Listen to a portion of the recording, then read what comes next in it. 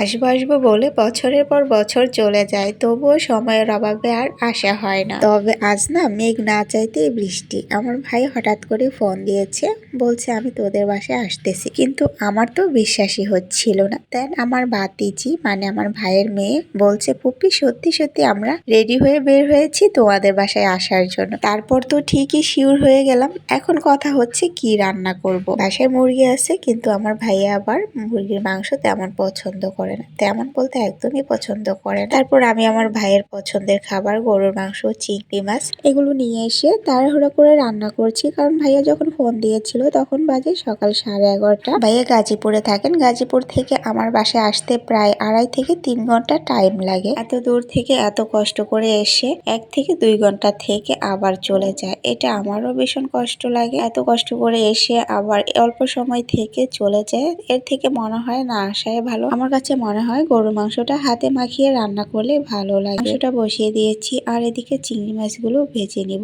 আর চিংড়ি মাছটা আজকে স্পেশাল ভাবে রান্না করব নারিকেলের দুধ দিয়ে, কারণ আমার ভাই মনে হয় না নারিকেলের দুধ দিয়ে চিংড়ি মাছ রান্না কখনো খেয়েছে। তো আমরা যেহেতু সবসময় রান্না করি, আমার ভাই তেমন একটা আসে না, তো ভাবলাম আজকে রান্না করে খাওয়াই। রান্না ঠিকই করেছি, তবে ভাইকে খাওয়ানোর পর জিজ্ঞেস করতে ভুলে গিয়েছি চিংড়ি মাছটা খেতে তোমার কাছে কেমন লাগলো। তো যাই হোক, তবে আমি ফোন দিয়ে জিজ্ঞেস করে নেব। তবে অনেক বেশি মজা হয়েছিল। আর এদিকে ওর বাবা সকালবেলা অফিসে যাওয়ার সময় আমাকে মুরগি এনে দিয়েছিল, তো আমি যখন মুরগি কাটবো তখনই আমার ভাই ফোন দিয়েছে। তারপর তো তাড়াহুড়ো করে আমি এদিকে মুরগি কেটে নিয়েছি। যেহেতু মুরগি খেতে পছন্দ করে না, তাই আর মুরগি রান্না করা হয়নি, কেটে আমি রেডি করে রেখে দিয়েছি। খাওয়া দাওয়া শেষ করে একটু রেস্ট করে যেহেতু চলে যাবে, তাই আমি নাস্তা হিসেবে অল্প একটু পায়েস রান্না করেছিলাম। সাথে ভাইয়া অনেকগুলো ফল নিয়ে এসেছিল, সেগুলো ছিল, আর সাথে চা বানিয়েছিলাম।